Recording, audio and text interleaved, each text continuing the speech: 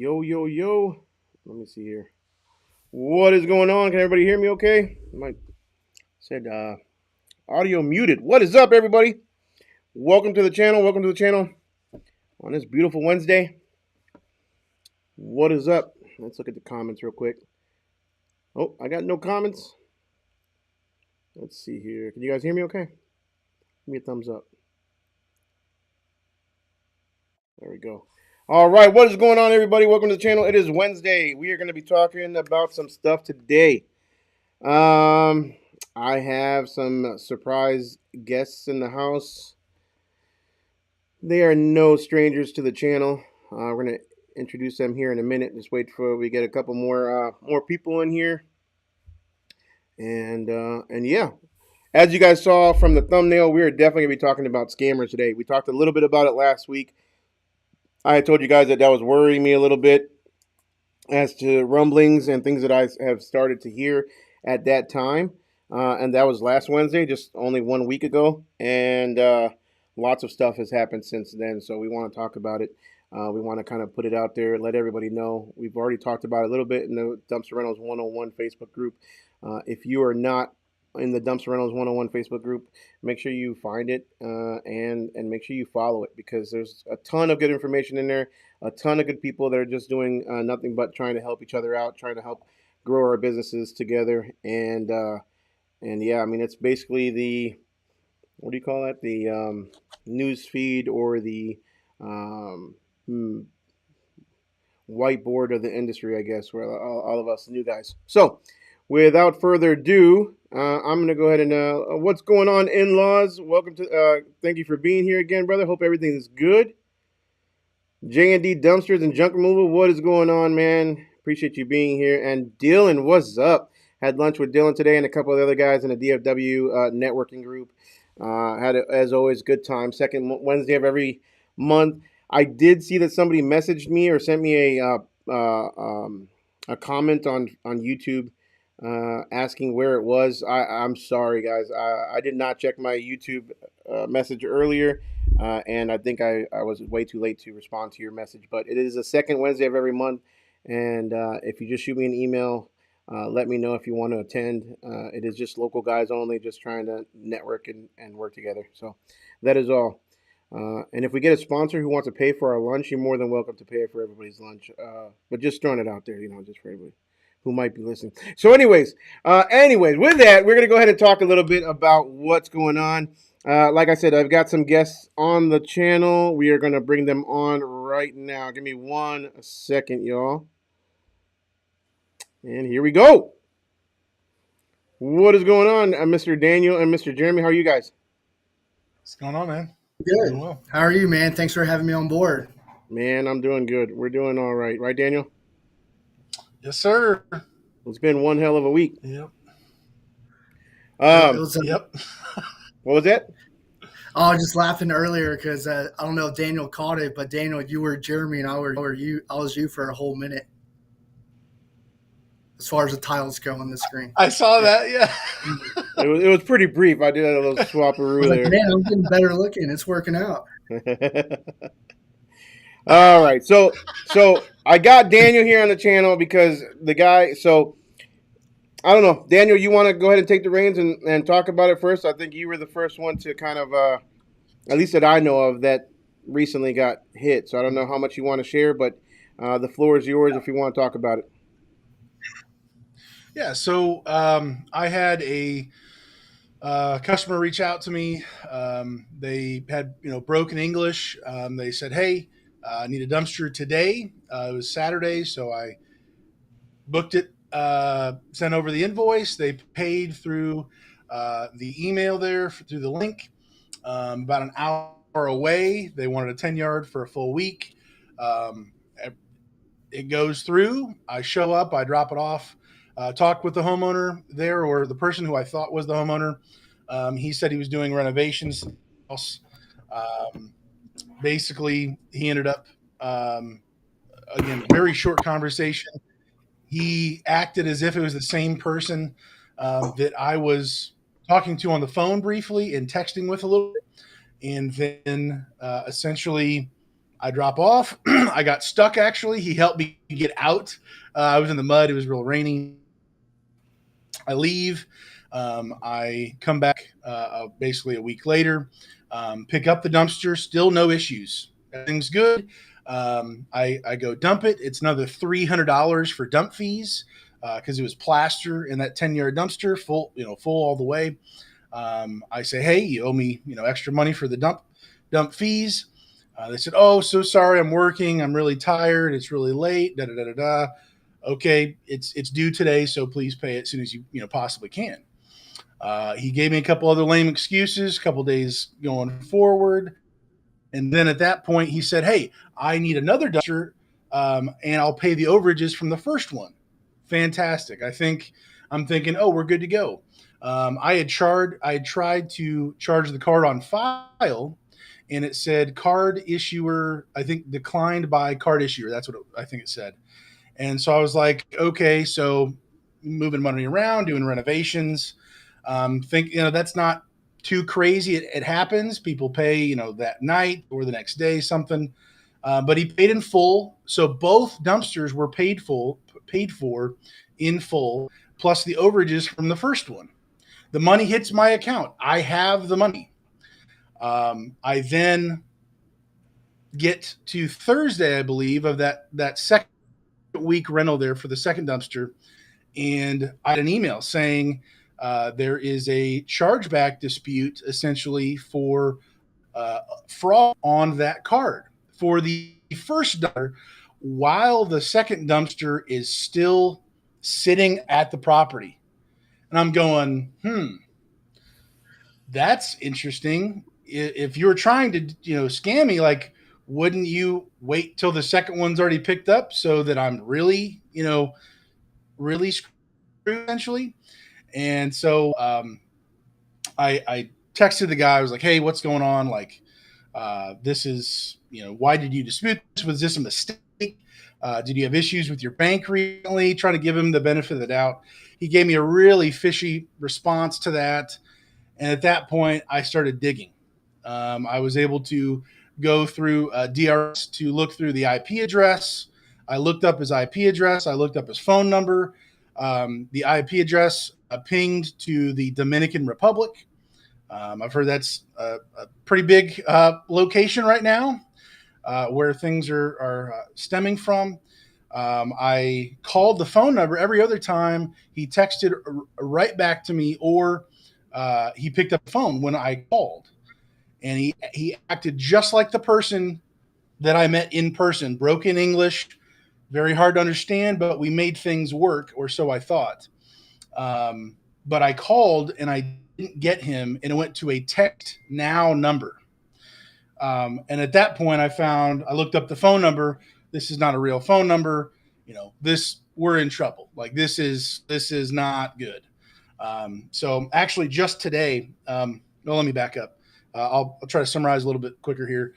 I showed up now realizing the person who I'm texting is not the person who's at that property.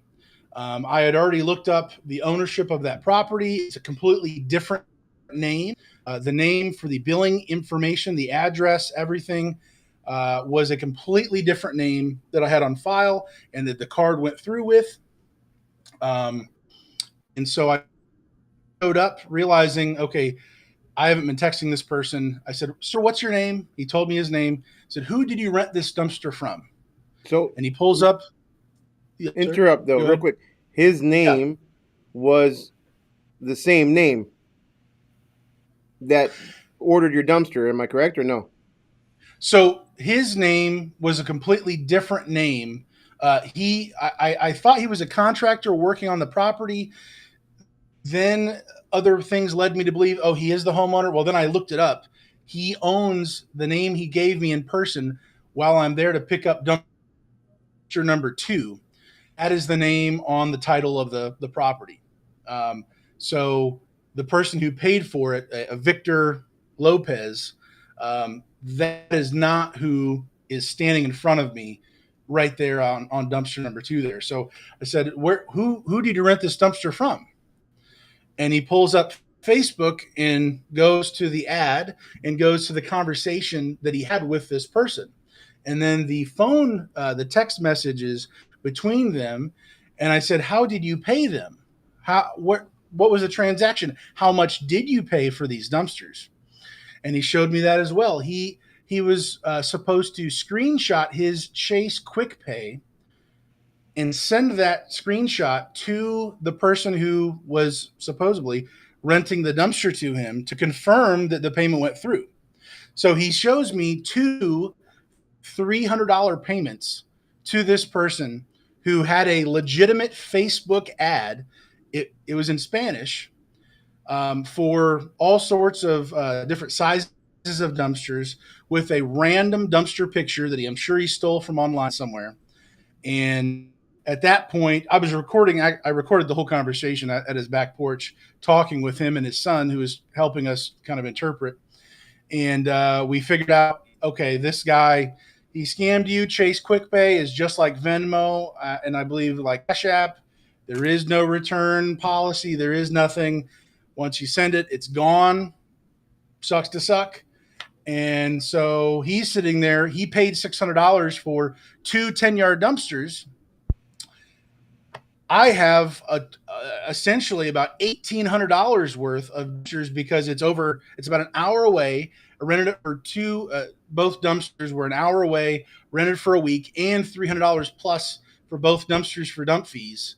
So about $1,800 worth of dumpsters, and he's already paid 600. And so I essentially said, "Hey, man, you were scammed. This was too good to be true. A $300 dumpster. The dump fees alone are more than what you paid for the dumpster altogether. Whoever would be promised, it's too good to be true, and you fell for it. You are the homeowner. The services were provided to you. At your property. You are legally responsible for that. I don't want to have to take this to court or to small claims court or put a lien on your house or anything. Can we find a way to make this work?" So he said he would be willing to try, and we'll figure some stuff out. I took a picture of his license, his ID, his driver's license. I still have that. And since then, I just got the second charge back, actually yesterday morning, for the dumpster number 2 that included the original dumpster fee plus the overages from the first one. So I said, "Sir, before I leave here, we have to find something to figure this out. I'm either dumping this dumpster in your grass. I never left the property in Indiana. I don't do this with a smile on my face. I'm cringing. I don't want to have to do this, but if you don't pay me here, I have non-payment for a dumpster. This is going to be dumped because, I at least need $300 to cover the dump fee, and then we can figure something out going forward, possibly."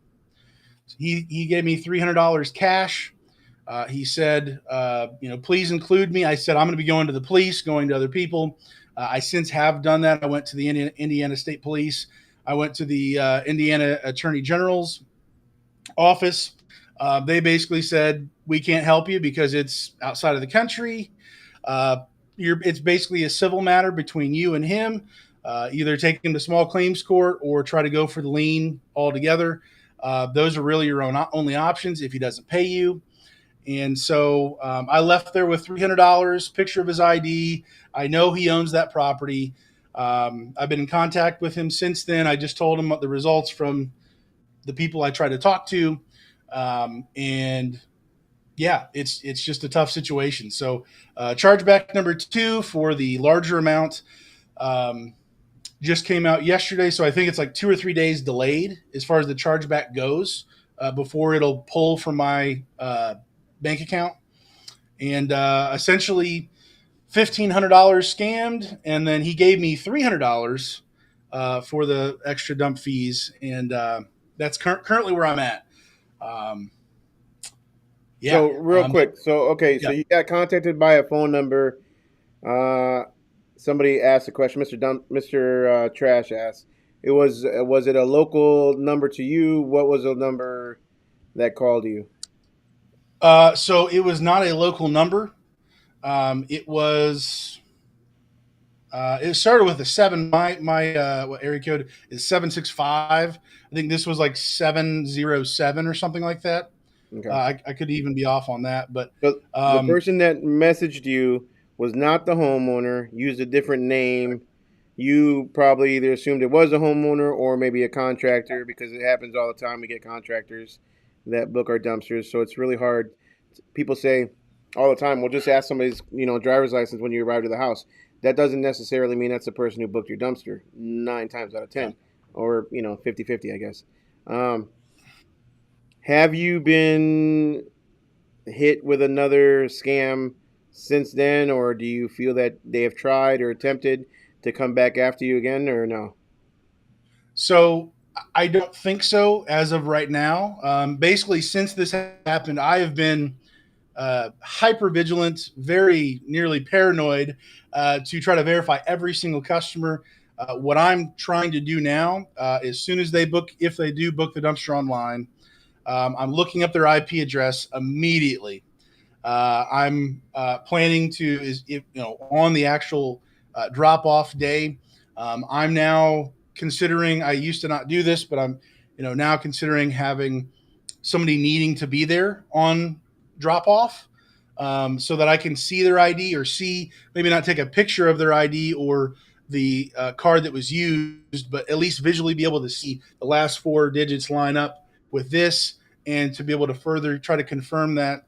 And if nothing else, find out, are they the homeowner? What are they there to do? What is this about? Not just, yeah, there's a project going on here, but who is doing the actual dumpster. So really trying to take some extra steps on that. So you and I were talking last week when all this was going on, and I believe it was right around uh, Tuesday or Wednesday, maybe a little bit before that. But we were both talking. We were going back and forth, and I was like, it was just reminding me of what happened last year to me.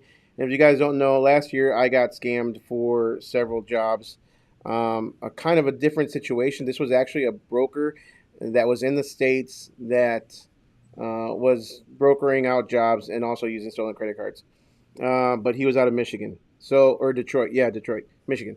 Um, so I was talking to you about it, and you were telling me what was going on, and I was kind of telling you what happened to me, and then all of a sudden, like I, it just like hit me at the same time that I've been having a very questionable customer at that moment. Literally, I said, Daniel, let me call you back because I need to look into this too. Yep. So remember that? So I was like, shit. So all of a sudden, I look into Mm-hmm. mine, and it was, I mean, again, red flags, gut feeling. That's sign number one, right?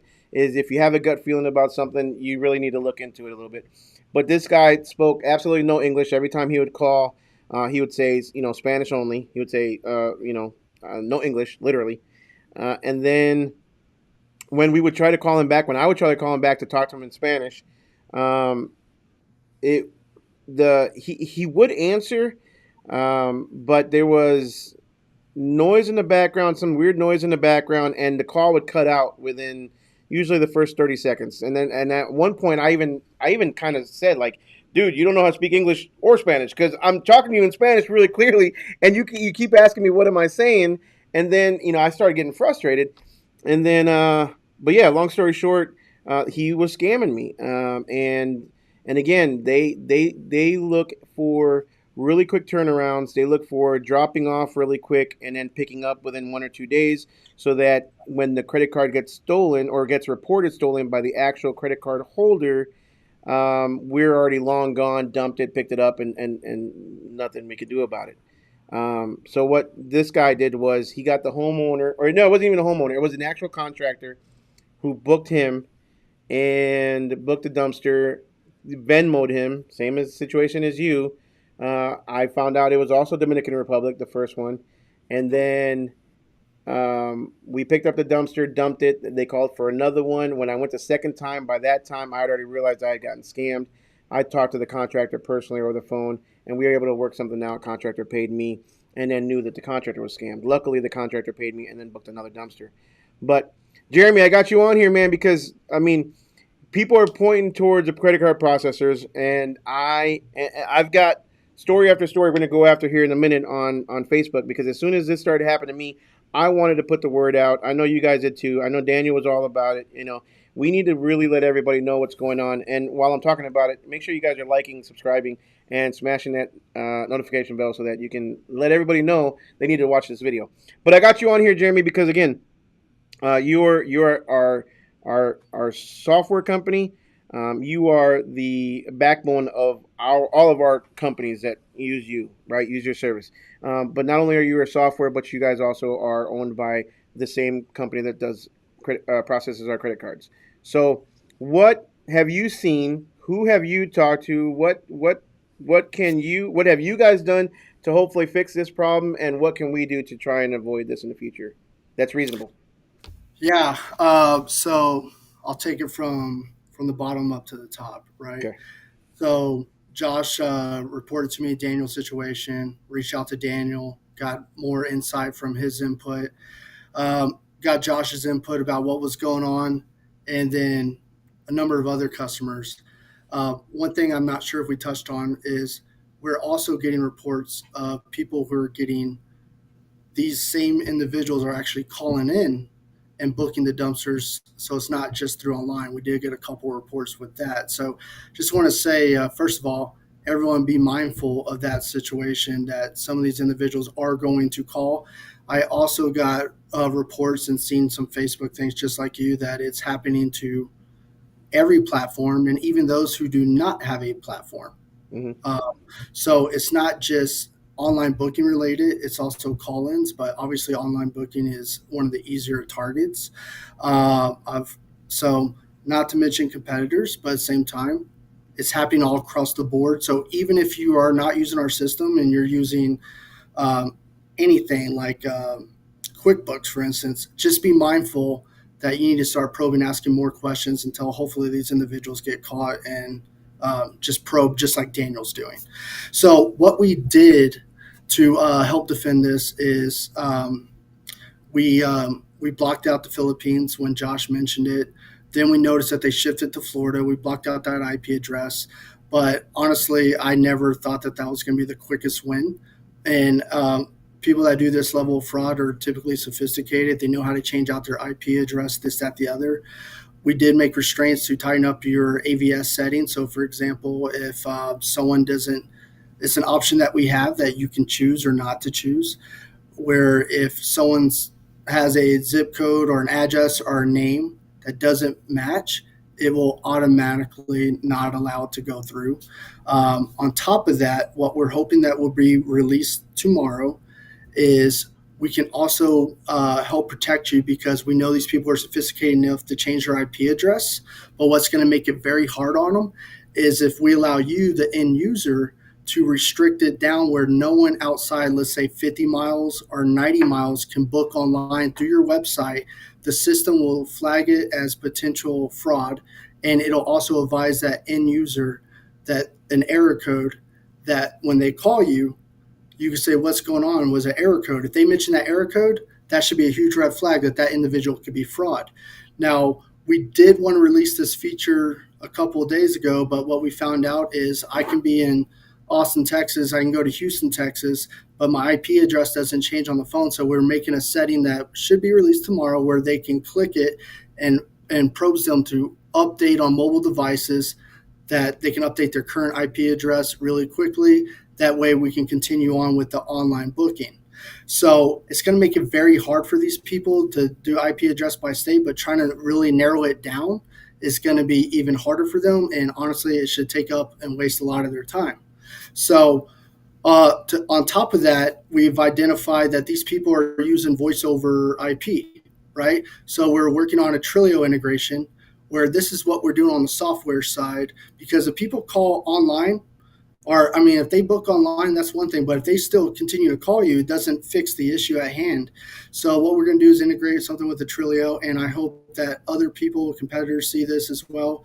And you guys should ask for this. Like, I want everybody to win at the end of the day. And I want everyone protected. I had a dumpster company. I know how shitty it is to get ripped off firsthand. And this is something I hope to help bring to an end. So bring these ideas to your other, whoever you're using, even QuickBooks, guys. So a Trilio integration where if you are even on the back end of the software taking the order over the phone, it is going to flag potential fraud voice over IP phone. Most contractors, I've never heard of one that uses that. Typically, people that do that are large sales organizations as well as a lot of fraud guys. There's this thing called, what is it called? Oh, dang it. You got to be mindful because Daniel, you said the error code didn't match, but there is this one software where I can automatically change my IP address, change my phone number to match your area code, and and and if you don't have this set feature in place, it's never going to flag it, and you're going to think, oh, this is a local guy, I'm good to go. Um, on top of that, we also have flags in place that you can turn on and turn off where if the billing address doesn't match the location address, which doesn't work for contractors, but it could give you a flag for you to be notified and you can contact that person and probe even more. So at the end of the day, when someone has a stolen credit card and they're going to this extent to even put the credit card, and let's say that they do get the customers everything correct, which is very easily because they're able to hack them, then it still doesn't fix the underlying issue. So we need to put all these different sets of measures in place. And at the end of the day, hopefully they find an easier target and move on, and they realize that as a system wide, we handle this, but we also cannot strict down on the way that you want to do business or operate. So these are things that you're going to need to opt in for.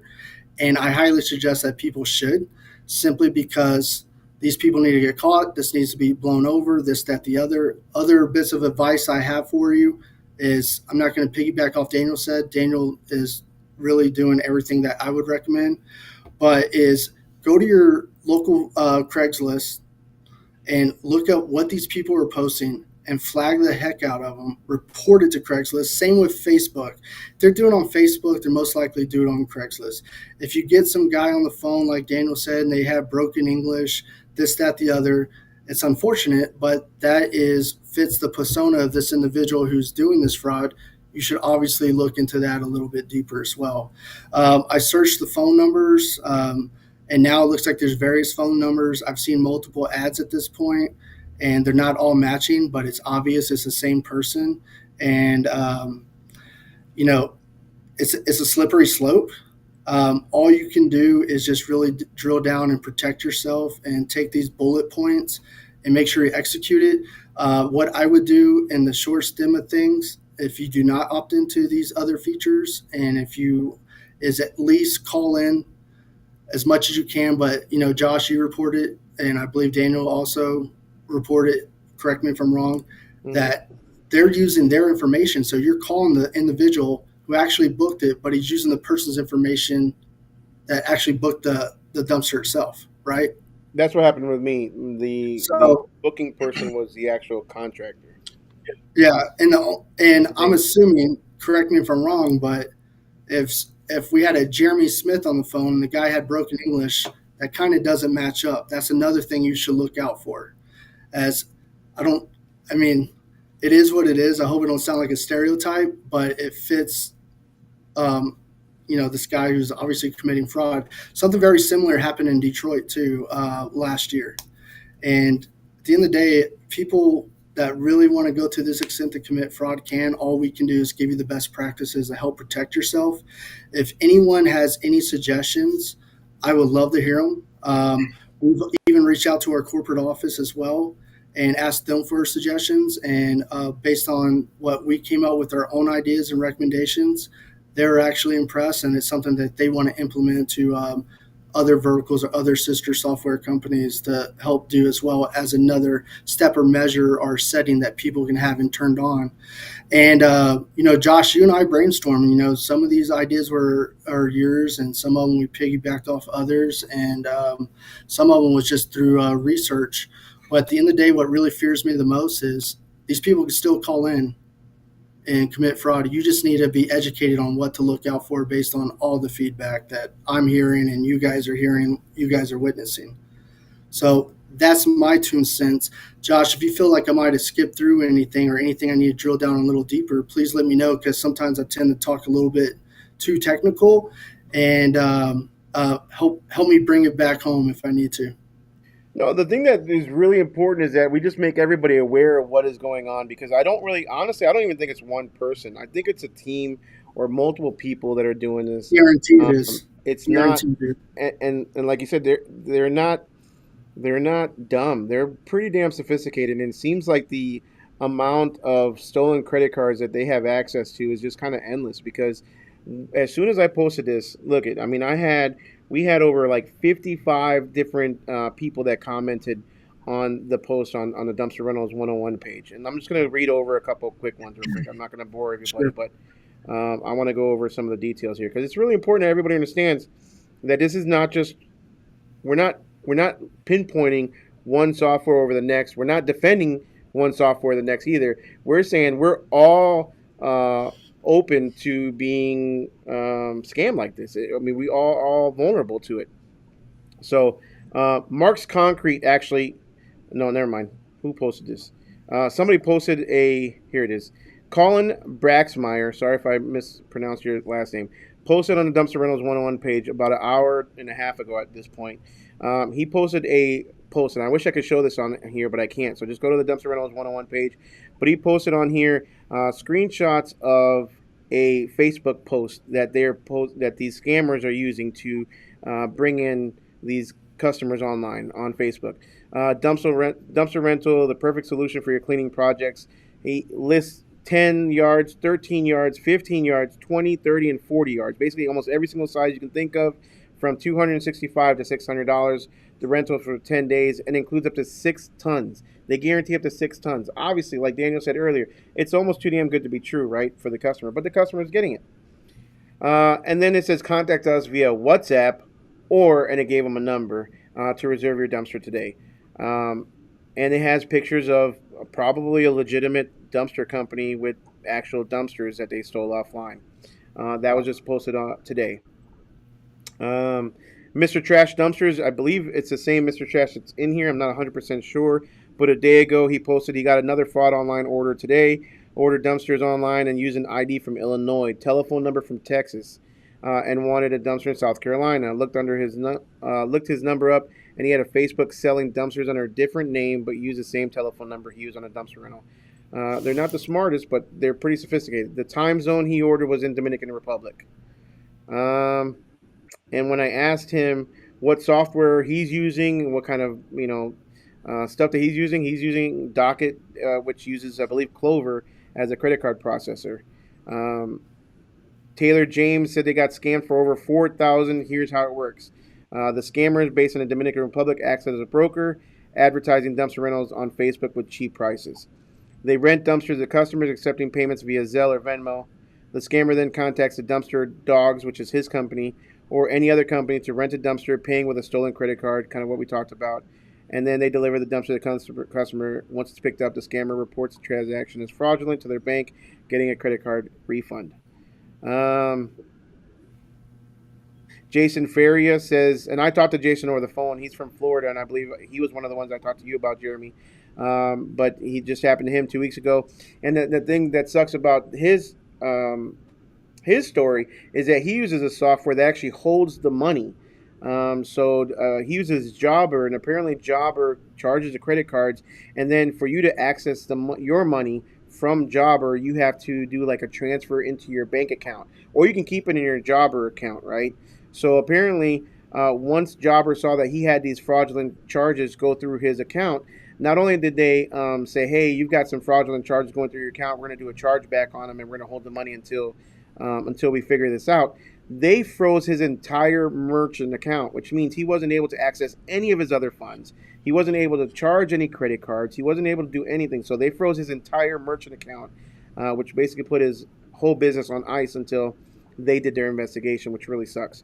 But again, another software. You've got Dallas Latham. This is one of my last ones. But Dallas Latham says this happened to us in Pasco County. We ran 3 dumpsters that were paid for with a stolen credit card.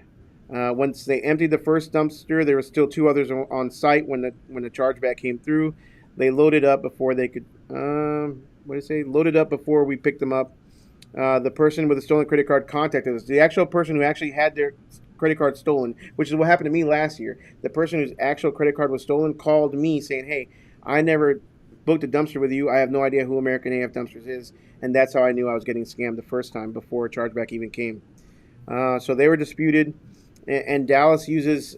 And I when I asked him, because again a lot of people are really quick to start pointing fingers and point blame without knowing the full story. When I asked him what payment platform he uses or what processor he uses, he says they're still old school processing through Square. So they're using paper and pen, and they don't even use any kind of software, and they got scammed too. So there's they're all across the board. It doesn't matter who you go through or what you use. What really matters is how you're going to respond to it, how you're going to fix it, how we're going to take care of this, how we're going to defend ourselves, how we're going to all like get together, band together, and try to fight this stuff. Yeah. So one thing that I also want to share is, and again, all these features and ideas are great. And what you're trying to do is make it where you're not an easy target or an easy platform. But still, I hope people take from this, like, they can contact any provider that they have, Jobber, QuickBooks, it doesn't matter, whatever you use. But we did create this feature where you can flag people as a bad customer so they can't ever rent from you again. And what I'm challenging the team right now, but I want to put the horse before the cart and get the one that I feel is going to be the biggest bang for our buck, and be able to flag IP addresses as potential fraud because they're outside the area and they have to call you to further the step, which kind of sucks because the legitimate brokers and some of the larger contractors could be in another state, and it is what it is. But all we can do is give you the best tools at place. But I'm thinking, for example, if Josh flagged one number at this part of the country and Daniel flagged another number at the end of the country, once we see two of those people across the board, and maybe we just limit it to one for a short coming time until some authorities or whatever get handle of this, but it flags it for everyone nationwide and also produces an error code. So that is another step that we can take it to get a little further. But as development goes, everything takes time. But I think the IP address is a short fix. But what really bothers me the most, Josh and everybody, is if these people still tend to call. So it sucks. But working in Texas, I work with a lot of contractors that have broken English. Now you got a pro for it, and you're making that poor guy's job a little bit harder. But at the end of the day, we're all trying to run a business and provide for our family and this, that, the other. So the common thing I hear in every scenario is the guy with broken English. And Josh, you're the first one to tell me that you spoke Spanish back, and it seems like the guy might not even know Spanish, right? Well, it was just broken up. That was the issue. That it was just he kept cutting out. I think he was using that as an excuse to get off the phone right away and just go text message only. Yeah. But he was texting. Yeah. Yep. So, and it seems like another common occurrence is the VoIP phone, right? That is the best things you can do. So when they do call in, the VoIP phone could be flagged, and that's a Trilio integration. So reach out to whoever your software provider is, bring that idea to them, and more importantly, ask for those sort of things, because it just sucks. At the end of the day, we all work very hard to get where we're got, and one setback like this can hurt us tremendously. You might not be able to pay your employees next week, right? Mm-hmm. A couple of things I was just going to add, just kind of different things to it. So both transactions, just to further piggyback off it's not just one person. I think it's a network, like you were talking about, of people, whether they're all in the Dominican Republic or maybe in the U.S. I don't know, depending on switching the VPN numbers and all that, your IP address. I came back to two different cities in the Dominican Republic, nowhere close to each other. And then the other aspect of this situation for myself, the reason why I am so, I don't know, prepared to be paranoid, I guess, for future rentals, is that this guy even went to the lengths. I told him my ETA of when I would be arriving. I got held up a little bit. I was like 5 minutes late to when I said. Some people give ranges. On that day, it was my last delivery. I gave him an exact time. I was 5 minutes late, or maybe a little bit less than that. I show up, and he texts me and says, "Where are you? The dumpster's not here." Like the scammer texts me that. So the lengths that they are willing to go to get information. Hey, has the dumpster arrived yet? Oh, it hasn't. And then he texts me, and the whole he basically impersonated the guy who lives there and acted like he was doing the renovations himself through the text messaging, through the wait. He said, "Oh, he apologized. Oh, was it too much for the overages?" Like everything looked so there were no red flags until I got that email for the chargeback. Like he went to great lengths to put on the show to impersonate that guy to where I didn't think I even needed to ask anything because most customers that are honest, like it, I don't have to do that. And Yeah. so like they're willing to go to great lengths to even impersonate the homeowner. And I wish I would have stayed awake in Spanish growing in high school, but it was just it was perfectly fine until it wasn't. And be paranoid. That's where I'm at. Not trying to go too crazy with it, but like I'm willing to try to fact check anything and everything that they say. And maybe I should have been that from the very beginning. I think I shared with you even when this first started unfolding. I've never had a chargeback in 3 years. I've had like one customer in 3 years not pay some overages like a year or two ago. I've always gotten the money, and then Daniel, this happened. before I forget, I hate to jump in, but one thing I haven't even considered is we do have a way where you can take their order on the phone, submit an invoice, ask them to pay for it, and when they pay for it, we can then ping their IP address where they're at. And if we do that 90-mile thing, that will protect you on those over phone orders.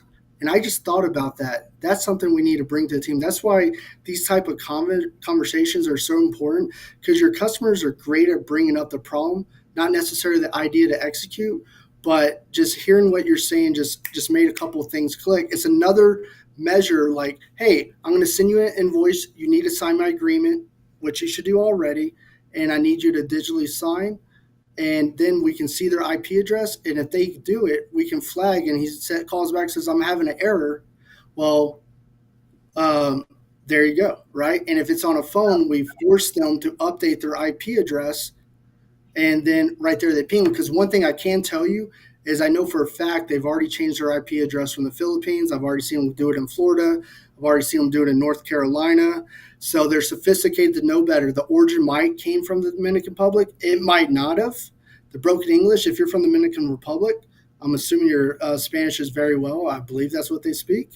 So I think the only thing we could really do is if we did a certain mile radius, maybe it's 90 miles, 50 miles, depending on where your delivery area is already, and force them to update their address and notice that this guy's out of state, and we ask a little bit more questions, or they mention the error code, then these are the steps and processes we can help try to eliminate these issues. Not saying it's going to solve it 100%, but it will make a much. There's too many dumpster guys to go after. Why try to make it where you're the hardest target? Is my point. So The issue with being the hardest target, though, sometimes Jeremy, is that you're also the hardest company to work with, right? So it's a fine line to try and be convenient for the customer, to try and be there for them, and be the company that you want. People are in the Uber age. They want things now. They want things fast. They want to be able to book I things. agree. This is why your software and some of the other online booking softwares are so popular. Is because it's convenient for them. I can order a dumpster in my underwear, sitting on the couch, eating a bag of pretzels if I wanted to. Right at the end of the day, don't get that mental picture. But my point is that you can book a dumpster at any time, and it's convenient for the customer, right? So Yeah. if we start or when we start implementing all this stuff, it makes it does a full 360, and it makes it completely difficult to book with us, and then it's really simple for customers to say, you know what, let me just go I to the next guy, and that's the fear that I have as well. I'm 100% in line with you on that, and I couldn't agree more. But I think in the shortcoming of things, it might be something that you need to do so you're no longer the target. It sucks that maybe they'll move on to the other guy, this, that, the other. But just being a business owner myself, I would at the time, especially if I've already been targeted, like Dana already had three. I believe you said you had two already, right? Too. Um, I would do it for my personal self. I wouldn't recommend doing it long term because I 100% agree. That's why DRS has been successful is making things easier for your end user, meaning your customer. But trust me, this hurts us too. But I will put your business first and charge like you got to protect yourself. Try to lessen the blow. Try not to be the easiest target. Do what Daniel's doing. And at the end of the day, these guys will either get caught or they move on to something else. It's just, it sucks. It really does. And all we can do is follow best practices and put our best foot forward to help mitigate the risk that we can. Right. One thing, with that, just in person when I show up, ideally now I'm, if there's any red flags or cautionary flags popping up, I am going to probably start contacting those customers if stir the pot or cause concern for if you even say the word fraud to a customer, I'm assuming their ears perk up a little bit. I've been thinking, how do I ask for, hey, if they're in person, hey, I've recently had some fraud issues due to, blah, blah, blah. Like, would you mind letting me see your ID to verify the address to confirm? Trying to find the best way that doesn't raise their anxiety, but just confirms everything in the midst of that, like trying to do the due diligence in person So, if possible. Often, bigger, might not be able Daniel, to maybe pull that off. Not everybody were available, so yeah, I don't know, just Daniel, trying to I think brainstorm through that. As I've been doing. it's been a long day and I lose my train of thought very easily. I'm a 5 a.m. guy. So you make a valid point, and I think a good feedback and a best practice is when you do make that face-to-face interaction, you actually get that homeowner or contractor on the phone. All it's simple as this: Hey, Mr. Customer, I just wanted to make sure that you physically went to my website and booked this online. Or do you mind me asking, did you use Square, Cash App, Zelle, or the following? And they said, actually, yeah, I used Zelle, Cash App. That's a red flag. You did not get that money through Zelle or a red flag. And then you stop it, Right. refund the other person in potential and tell them why. And you move on and say, I will take your order, but I think you lost that money. You probably went to a Facebook ad or Craigslist ad, this, that, the other. If you don't advertise on Facebook or Craigslist, did you find me through Facebook? Did you find me through Craigslist? Um, does that make sense? And that way, you don't Right. have to put their guard up. But the second that they mention and share those attributes, that's the time that you want to mention what's going on. And I think it will ease your pain as well as help you not make a bad decision by going in with this order. So at what point is at what point, do we get big enough to where we say, like, I'm sure the big guys go through this as well. You know what I'm saying? Like, I'm sure the bigger companies go through it. They probably just write it off at the end of the day, and there's a certain percentage of bad debt out there, I would imagine. Am I right? You probably deal with that more than I do, but um, are they targeting just small companies, you think, or are they actually targeting all size companies? I think it's all size companies. I really do. And I think it's So, hard. It's going to be harder for the larger companies because simply there's companies that we have where there's three or four different answering people, right. right? Not only the And answering people, the people delivering dumpsters, they're not going to sit there and ask them who they paid exactly, or how they but paid or none of that. as an operator and owner, when you identify these, you start making SOPs, standard operating procedures.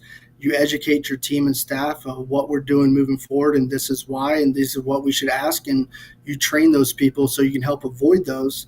And nothing's bulletproof, but it's a best practice and something that if you're experiencing this is what you should do forward until this thing blows over. Thing is, it'll blow over eventually. Something will happen, It but then will, there's going to be another one, and there's going to be another one. So that's why, like, that's absolutely why I will. love having a community of like-minded individuals, community of people, other dumpster owners, Yeah. that we can all share our experiences with each other, and having vendors like you guys, or and others that sit there and they care about us to the point where they're going to help implement changes to protect all of us. So, um, yeah, second dumpster that I had, the second scam this week was a few days after the first one, and it was a Miami IP address. I go to deliver the dumpster. It was they booked a time slot, and I show up after I spent a half hour putting it like in the perfect spot for this guy, which he was kind of a pain in the butt. But then all of a sudden he says, "Hey, I ordered a 40 yard, not a 30." And I said, "No, we don't even have 40 yards." And he's like, "Well, I ordered a 40." And I said, "Okay, well, that's when it clicked." I said, "Who'd you book it with?" And he said, "Some guy on Facebook." So at no point did I. And when you guys talk about when we talk, when all three of us, because I said it too about the Hispanic descent, like you said, Jeremy. I mean, that's like 80% of my clientele. You know what I'm saying? Yeah, Like it's so hard, right? I mean, contractors that are doing remodeling. I mean, and it's not being racist. It's just saying I'm one of them. I mean, 90% of them yeah, are Hispanic, and half of those 90% of them don't speak very well English. So yeah, that's not a red flag. That wasn't a red flag to me. Although the phone calls dropping, he kept asking, kind of like what Daniel said about the whole time thing. He kept asking over and over and over again, what time's this dumpster gonna get there? And if you don't book a time slot with me, I deliver all day. I deliver all day from 8 a.m. to 5 p.m. So I told him that over and over and over again.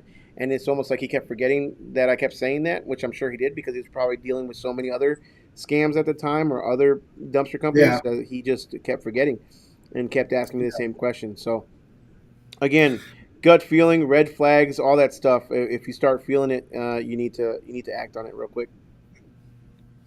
I was just Yeah. going to say one other thing.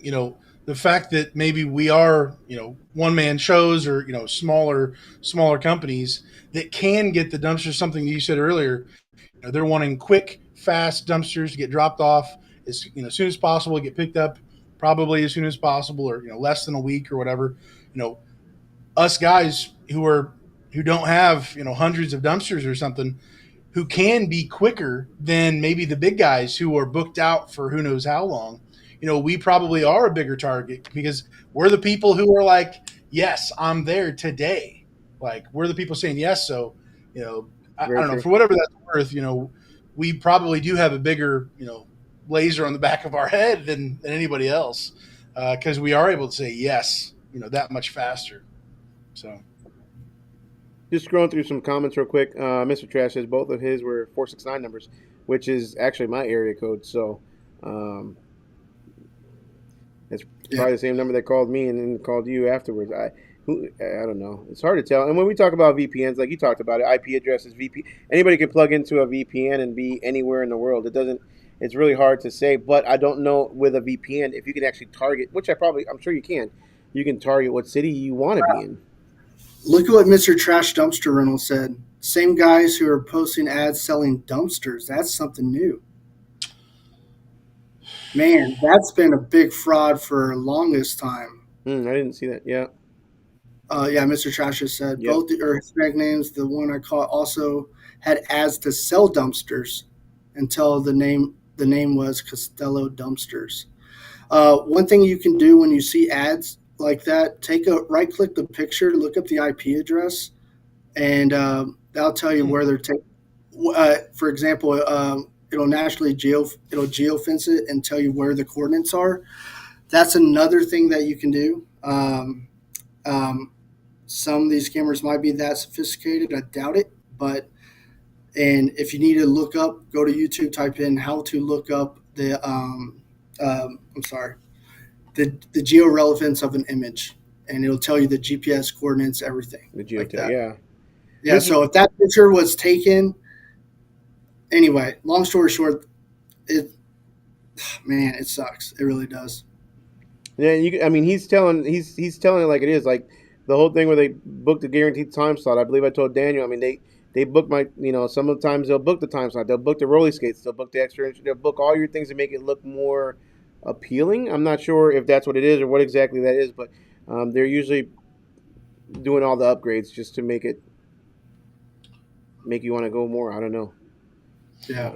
Something real quick before I forget. I just wanted to share. You can get them online, anywhere if you just type in it on Google. But to have an IP address lookup, um, what I used to find out my Dominican Republic scammers was NordVPN It's free. Some places are charging online to look up IP addresses. For whatever it's worth to you, Nord, Nord, VPN.com. That I literally just took it straight from the back end of DRS, uh, copied it, pasted it right into this, pulled it up. It shows me the city. I don't know if I can show that very well to you, but shows me the city, the obviously the country, the internet service provider that they're going through, supposedly. And I don't know, just to be a help, if you're able to do that. I know DRS, we're able to look at that through the logs after the order's been, made, if they've paid and all that, to see the process of the transaction going through. And I don't know if other platforms you're able to see the IP address, but if you can, I'm looking up pretty much every single one now. If I don't So, do it, yeah, Daniel, another great point you just put up, and this is why I love these conversations, is what if we, by default, automatically, when an invoice comes in, tells you exactly where the IP address came from, even better. without you having to look at the logs, without you having to do what you just did. Right in your confirmation receipt. Yep, That would be great, nice. great. These are the nuggets that we're looking for. That would be So, ideal. yeah, awesome. So again, if I saw IP address from Dominican Republic, well, which by the way we blocked that server, but then they shifted over to Florida, I'll be nervous about Florida. I'll be nervous about anything that books online that is nowhere near your geographic area. That's the ones I'll be asking more questions for. You can So actually Mike see said you ID can to ask to match see the ID to card. match the card. Now, in my case, if I if I would have asked to see the contractor's ID, which the contractor wasn't there when I went there the first time, he wasn't there when I went there the second time to confront him, and I went hot and heavy, not knowing the full story. But because I was pretty ticked off. But the contractor, the scammer used the contractor's real name. So if I would have gone there to ask for the person's ID, he would have shown me his name, which was Juan something, and I would have verified. Okay, Juan something. I've got this dumpster booked by Juan, whatever his last name was. All right, well you're Juan, and that's it. So the scammer used the actual person's real name, um, so that wouldn't have helped. And then the other thing is ask him to see his credit card again. I don't know how many. First of all, I don't know how scalable that is. I really don't. That's really hard to say. I'm going to see everybody's. I want to see every credit card person. Every credit card holder needs to be at the time. They're at the place of drop off at the time that I drop it off. I need to see driver's license and credit card. That's just not. That's not feasible. So yeah. Yeah, and I took your idea about the credit card, and it's like non PCI compliant for someone to upload even the last four digits, asking for a piece of paper. Um, but you know, asking for an ID, just like let's say, what do you call it, Airbnb? That sort of stuff's doable. But what you're going to find out is a lot of people do not like to share it, and they might hurt their conversion rate. At the end of the day, we don't have a brand name like Airbnb, right? This might be a company they use one time. That's a well recognized name, just like Amazon. There's more trust there. So those are also the things that you want to keep in mind, because people also afraid that you'll use their ID for other scenarios too. But um, But you should yeah, call Mike Blackburn and ask him how they were able. Unless that's something that's old, that maybe that was over a year ago. But there was a function through that software, which is now owned by Full Steam, yeah, to do that. So I don't know if that they stopped allowing that. I'm sure with all the new PCI stuff, they probably did.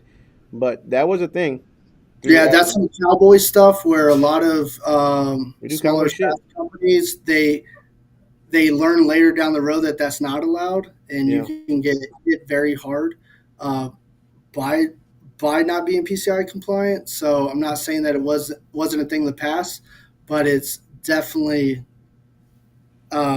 not PCI compliant, and you're going to get very hurt very quickly by doing those sort of things.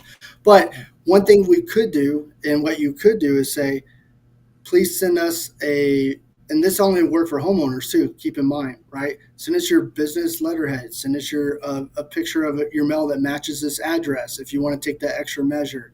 Maybe Again, just for we're the ones that that you have that gut feeling of. You know what I'm saying? That real red flag one, because to do that with everybody again is so hard, man. I don't know. I just, especially every one man show, I would imagine it's pretty difficult. I'm not trying Yeah, to, play devil's advocate at all. I agree with everything you say. It's just, yeah. I just, I know that, I know what I'll do and what I don't see myself doing. Sometimes it's like, man, that's so hard to try and track and make sure you're acquiring from everybody. It's just, But I think the best idea is kind of what we piggybacked off Daniel's conversation is if you can identify the IP and share it right there in in that invoice, that's going to help you a lot and it'd be a best practice follow up with. Not to mention, the traditional software companies back in the day before DRS and the new modern things is they and people that use QuickBooks they will invoice. And if we can do the same thing where once they pay for that invoice, track their IP address, know where it's from, that is something that you can do in the short term to help, litigate these risks moving forward until this thing does blow over. But I'm going to be honest with you, I think it will blow over. But rest assured, I think people are going to come back again and do something because look how many people are doing the dumpster sell fraud right now. I mean, hell, there's people selling dumpsters like in Florida and changing their names every year um, and selling people things they can't deliver. I mean, there's a lot of fraud in this industry. There really is. and Uh, I think it was a guy from Florida that I talked to that I mentioned his name earlier, that used Jobber, but he was telling me that I believe it was his father-in-law or brother-in-law, somebody, yeah, um, is in the concrete business, and the concrete business is being attacked as well. So somebody goes and orders a concrete goes to get delivered. They deliver the concrete and leave, and then after they deliver all that concrete, $3,000-4,000 worth of concrete or more, they find out it's a stolen credit card, and they're out 3 to 4 G's of concrete every single time, and they can't go back and get their concrete back. So it's not just dumpsters for sure. you're a better man than me. I'll be breaking some concrete and say, call me when I order it again. For real, for real. Well, then you got to hire us to pick up the concrete and take it somewhere. Yeah, yeah. There you go. Everyone wins except Yeah. the guy who got ripped off. Well, Yeah, I anyways, had unless two things real quick. go ahead. Um, so since that has happened, like I said, I'm on high alert, and I just wrote it down. So I had one customer, just kind of a false, like I said, false positive situation or whatever, where a brand new roofing company just started using me. They booked the dumpster at the same address as where they say they live. And I'm like, wait a second, a roofing company? Are they roofing their own house? Are they bringing the shingles back to their home? Like, this is not normal. And they gave a business name with it. So I looked up the LLC, and you can do this for any state, I'm assuming. I looked up in Indiana. I looked up their articles of organization, which we all should have, if you have an LLC, I guess. Um, you can see the members. You can see where they live. I guess you can see who's the what is it the person responsible for responding to official business email, whatever Registered that agent. is. Yep, yep. And then the creation date of the LLC. So I went full research on this company because I'm like this is not right. They just created their LLC like a month ago. And so I'm like, okay, well, they're at least trying to present themselves as legit, but why are they bringing it to their own address? What's going on? So I texted the person, hey, I'll be arriving at this address at this time with the dumpster. And before, I wasn't even planning on dropping the dumpster until I have besides a blood sample, I'm going to get everything out of you. Like, yeah, I, I want to know, your grandma's name. Like, I'm going to get it. And so I arrived there. I said, hey, I'm here. And I'm thinking, like, you live here. Why aren't you already here? I knocked on the door. No one's there. And so I'm like, hey, I'm here. And they're like, yeah, I'll be there in 10 minutes. I'm like, what do you go to McDonald's to get a bagel real quick and come back? Or like, what is this? And so he's like, yeah, hey, I'm now here. Where are you? And I'm like, I'm at this full address. Like I texted earlier. He's like, oh no, I first time using me, like I said, he said we were supposed to be at this address over here. So as soon as he gave me the real address, he just typed it in wrong or hit the same as billing as the placement versus the billing information, contact info. I was like, okay, this seems a lot less sketchy. So it's a brand new, basically roofing company that starts up right now in the springtime, which makes sense for any roofing company out there. If you're going to start one, I show up to the address before I drop the dumpster off. I said, "Hey, what's your name, sir?"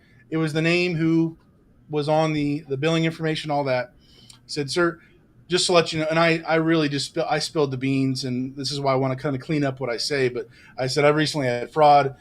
This is the situation. I'm just letting you know what happens. If this is a scam, I don't know it. I'm not, thankfully he was very gracious, but I put it all out there. I was like, sir, I need to take a picture of your ID. I need to have your phone number. I need to have a business card. His website looked like he put it together himself, on like a Friday night or something. Like originally what I did, it was just horrible when I built my own website before I went to DRS. So I was like, I get it if you're just starting up, but I just need to let you know if something happens or if you don't pay the dump fees, I'm going after this homeowner. I have all of your information. Just wanted to make sure we're on the same page. And he was just like, oh. And I was like, okay, so I probably got to tone it down a little bit here with how aggressive I kind of was. But the kind of false positive in that situation. And then also just one other quick thing. A customer who they rented for me before, but I didn't see that. I didn't look up their history. They typed in their first and last name, but they didn't capitalize their first and last name. So it didn't pull up originally the full history of it, and I did the IP address lookup, and it pinged like 2 or 3 hours. It was in Indiana, but it was 2 or 3 hours away, and I was like, huh. So what's going on here? So I looked further into it. Um, this is a customer who's rented from me like 2 or 3 times. I just didn't recognize the name. I know they're good for it. I remember what the driveway looks like. I don't know why I remember those things, but I remember exactly they were good people, no issues whatsoever, a legit customer. And I just had a false positive because the IP pinged further away. Here in Lafayette, there's people, and I've since looked it up, other IP addresses of people who I know are legit pinging up in Chicago, in Illinois. And so depending on where your cell towers are at and all that, it could be, even further away, like for me, over 2 hours to Chicago. So just some false positives that I had of a red flag for me. Just want to throw it out there. Maybe it's not So all, yeah. yeah, Daniel. So you made a great point because I was telling Josh like, hey, we're going to do this thing where it's going to track IP addresses. And by the way, my battery dies. I'm sorry. My bag's already in the truck. I jumped in because I'm in Albuquerque right now at our Albuquerque office, and I got mixed up with time zones. Barely made it on time.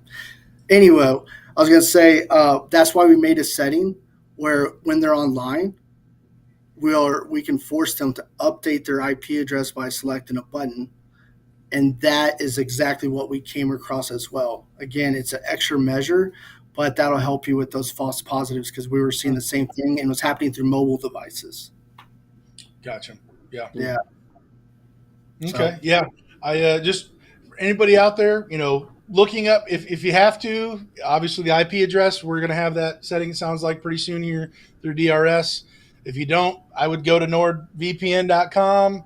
And then honestly, if it's a business, look up their articles of organization. If they got an LLC, was it just created yesterday? Is it 5 years old? Just to try to give you as much information as possible. Just throwing that out there. So, yeah. And again, if you hear someone on broken English when you call in, if you also ask them, how'd you hear about us? Was it Facebook Marketplace? Was it Craigslist? And you don't advertise there? I found you on Facebook Marketplace. Okay. Did you pay through Cash App, Square, Zelle, this, that, the other? They say yes. Red flag. You already know that's fraud. another thing to avoid, and say, so you did not book through my website, correct? That's just another best practice for those who are just now entering in. Dylan Dunn, you want a gator? Call me. We can make that happen. There you go, Dylan. All right, guys. Well, I've taken up enough of your time, man. Jeremy, it still looks light out there, man. So it's dark over here already. Oh yeah, Albuquerque. Look at that. Yep. Man. All right. Well, anyways, I appreciate you guys being on the channel for sure. Being on here, sharing y'all's knowledge and your experience, Daniel and Jeremy, how you guys have worked to kind of help us out. So really appreciate it, guys. If you guys are watching, please share, like, subscribe. Go on to Daniel's channel, share, like, and subscribe his channel, and yeah, let's work together to fight these guys. Continue to fight these guys. Thanks, guys. Y'all have a great one. Appreciate being on board on this. See you later, man. See you, Jeremy. All right, Daniel. Bye, Daniel. See ya.